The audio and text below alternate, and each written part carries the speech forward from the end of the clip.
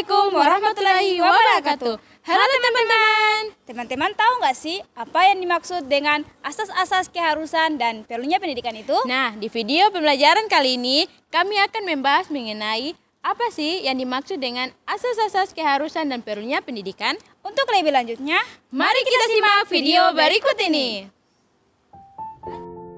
Sebelum teman-teman mengetahui apa saja asas-asas keharusan atau perlunya pendidikan, teman-teman perlu mengetahui apa yang dimaksud dengan pendidikan. Secara umum, pendidikan adalah suatu proses pembelajaran pengetahuan, keterampilan, dan kebiasaan sekumpulan manusia yang diwariskan dari satu generasi ke generasi selanjutnya melalui media pengajaran, pelatihan, dan penelitian. Pendidikan sering terjadi di bawah bimbingan orang lain, tetapi juga dapat dilakukan secara otodidak atau dilakukan secara mandiri. Ada juga yang mengatakan definisi pendidikan adalah suatu usaha sadar yang dilakukan secara sistematis dalam mewujudkan suasana belajar mengajar agar para peserta didik dapat mendapatkan kecerdasan yang baik, berakhlak yang mulia, berkepribadian yang baik, serta memiliki kekuatan spiritual dan keterampilan yang bermanfaat bagi diri sendiri maupun masyarakat. Jadi secara singkat, pengertian pendidikan adalah suatu proses pembelajaran yang diberikan kepada peserta didik agar peserta didik dapat memiliki pemahaman yang baik terhadap sesuatu dan mengubahnya menjadi seorang manusia yang kritis dalam berpikir. Mengacu pada pengertian pendidikan ini, terdapat 3 jenis pendidikan yang ada di Indonesia, yaitu pendidikan formal, pendidikan non-formal, dan pendidikan informal. Pendidikan formal adalah jenis pendidikan yang terstruktur dan memiliki jenjang, mulai dari pendidikan dasar, pendidikan menengah, pendidikan atas, dan pendidikan tinggi. Pendidikan non-formal adalah jalur pendidikan di luar pendidikan formal yang dapat dilaksanakan secara berjenjang dan terstruktur. Jenis pendidikan ini bisa disetarakan dengan hasil program pendidikan formal melalui proses penilaian dari pihak yang berwenang. Contoh pendidikan non-formal adalah taman kanak-kanak atau yang biasa disebut dengan TK, taman pendidikan Al-Quran, lembaga kursus, sanggar, tempat pelatihan, dan lain-lain. Pendidikan informal adalah jenis pendidikan yang berasal dari keluarga dan lingkungan di mana peserta didiknya dapat belajar secara mandiri. Salah satunya adalah homeschooling atau pendidikan yang menjadikan orang tua sebagai guru. Itu merupakan pengertian dari pendidikan. Selanjutnya, teman-teman perlu mengetahui apa yang dimaksud dengan asas pendidikan. Asas pendidikan merupakan suatu kebenaran yang menjadi dasar atau tumpuan berpikir, baik pada tahap perancangan maupun pelaksanaan pendidikan.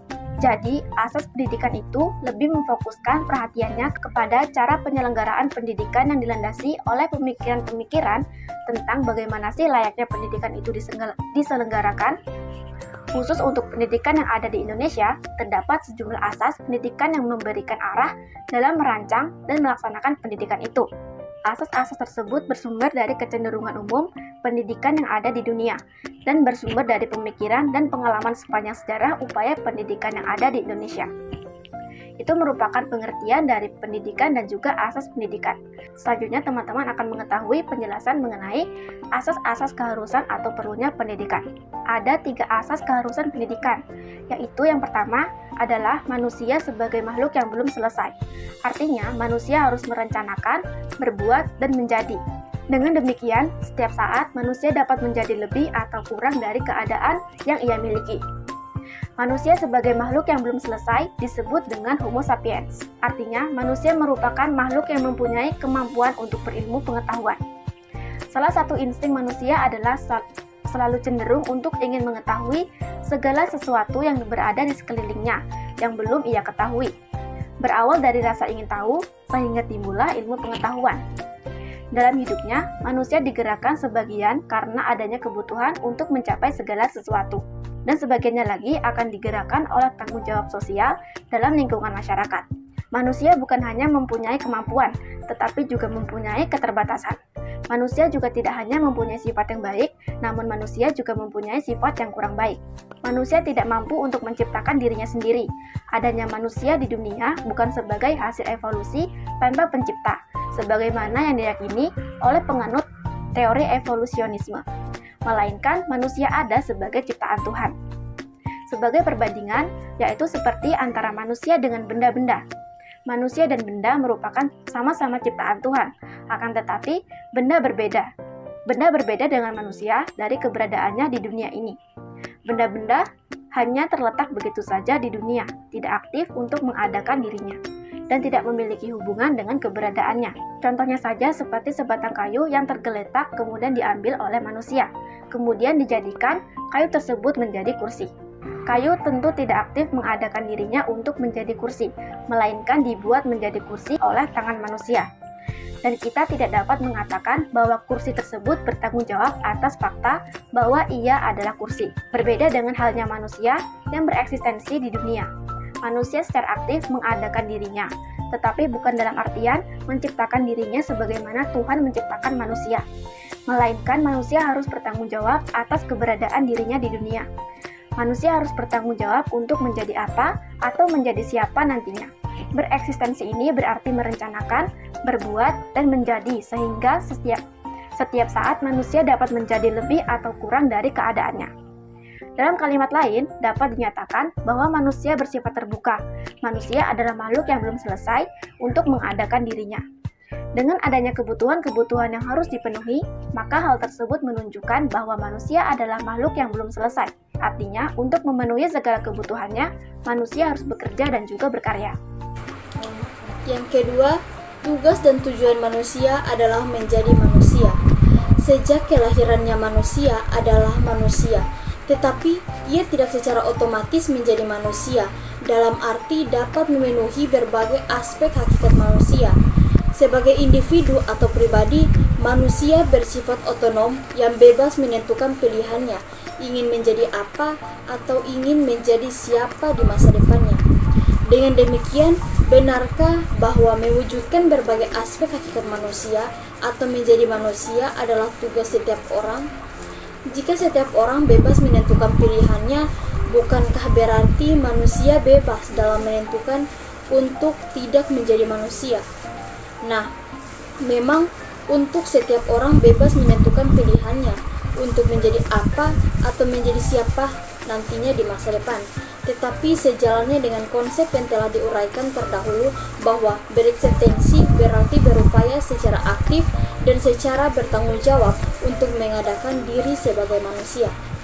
Andaikan seseorang menentukan pilihan dan berupaya untuk tidak menjadi manusia atau tidak mewujudkan aspek-aspek hakikatnya sebagai manusia, maka berarti seseorang yang bersangkutan akan menurunkan martabat kemanusiaannya.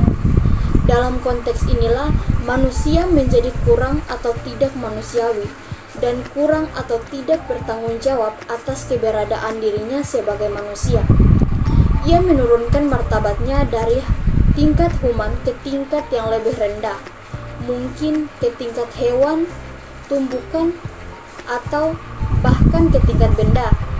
Sebagai pribadi, setiap orang memang otonom.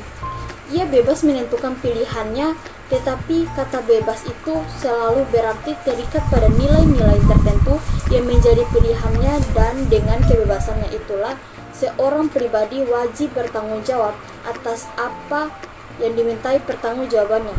Oleh sebab itu, tidak ada makna lain bahwa berada sebagai manusia adalah mengemban tugas dan mempunyai tujuan untuk menjadi manusia, atau bertugas mewujudkan berbagai aspek hakikat manusia. Yang ketiga, perkembangan manusia bersifat terbuka. Manusia dilahirkan ke dunia dengan mengemban suatu keharusan untuk menjadi manusia. Ia diciptakan dengan susunan yang baik dan berbagai potensial untuk menjadi manusia. Namun demikian, dalam kenyataan hidupnya, perkembangan manusia bersifat terbuka atau mengandung berbagai kemungkinan. Manusia mungkin berkembang menjadi manusia yang sesuai kodrat dan martabat kemanusiaannya, atau sebaliknya. Mungkin pula manusia berkembang ke arah yang kurang sesuai atau bahkan tidak sesuai dengan kodrat dan martabat kemanusiaannya. Ada pendapat dari Anne Roret. Ia mengemukakan bahwa sampai tahun 1976, para etnolog telah mencatat kira-kira ada 60 anak-anak buah yang terdapat kemampuan untuk berjalan dengan 2 kaki, kemampuan untuk berbicara, dan kemampuan berperilaku lainnya yang lazim dilakukan manusia yang berkebudayaan, tidak dibawa manusia sejak kelahirannya. Demikian halnya dengan kesadaran akan tujuan hidupnya, kemampuan hidup sesuai individualitas, sosialitasnya tidak dibawa manusia sejak kelahirannya, melainkan harus diperoleh manusia melalui belajar, melalui bantuan berupa pengajaran, bimbingan, latihan, dan kegiatan lainnya yang dapat dirangkum dalam istilah pendidikan. Dengan demikian, manusia itu harus berkembang dengan sifat yang terbuka agar dalam menjalankan kehidupannya dapat berjalan sesuai dengan kodrat kehidupan manusianya. Berikut merupakan asas-asas kemungkinan pendidikan manusia perlu dididik. Implikasinya yaitu manusia harus melaksanakan pendidikan dan mendidik diri. M.J. Langeveld 1980 menyatakan bahwa manusia adalah animal educantum dan ia adalah animal educable. Yang dimaksud dengan manusia sebagai animal educantum yaitu manusia merupakan makhluk yang harus dididik dan harus mendapatkan pendidikan, karena manusia dilahirkan sebagai makhluk yang tidak berdaya, yang tidak memiliki insting untuk dapat menyesuaikan diri dengan lingkungannya, sehingga harus dididik dalam satu proses belajar yang membutuhkan waktu lama untuk dapat menyesuaikan diri dengan lingkungannya, atau yang dikenal dengan pendidikan. Dan manusia sebagai animal educable yaitu bermakna bahwa manusia merupakan makhluk yang dapat dididik. Ada 5 asas antropologis yang mendasari kesimpulan bahwa manusia dapat dididik, yaitu sebagai berikut. Yang pertama, asas potensialitas menyatakan bahwa manusia dapat dididik karena ia memiliki potensi untuk dapat menjadi manusia.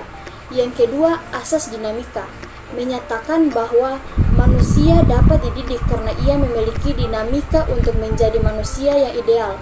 Yang ketiga, asas individualitas menyatakan bahwa manusia dapat dididik karena ia memiliki kesendirian, ia berbeda dari yang lainnya, dan memiliki keinginan untuk menjadi seseorang yang sesuai keinginan dirinya sendiri. Yang keempat, asas sosialitas menyatakan bahwa manusia dapat dididik karena ia hidup bersama dengan sesamanya. Ia bergaul dengan orang lain dan ada pengaruh timbal balik dari pergaulan tersebut. Yang kelima, asas moralitas menyatakan bahwa manusia dapat dididik karena manusia memiliki kemampuan untuk membedakan yang baik dan yang buruk. Dan pada dasarnya, ia berpotensi untuk berperilaku baik atas dasar kebebasan dan tanggung jawabnya. Itulah penjelasan video pembelajaran dari kami. Lebih dan kurangnya kami mohon maaf. Wassalamualaikum warahmatullahi wabarakatuh. Dadah.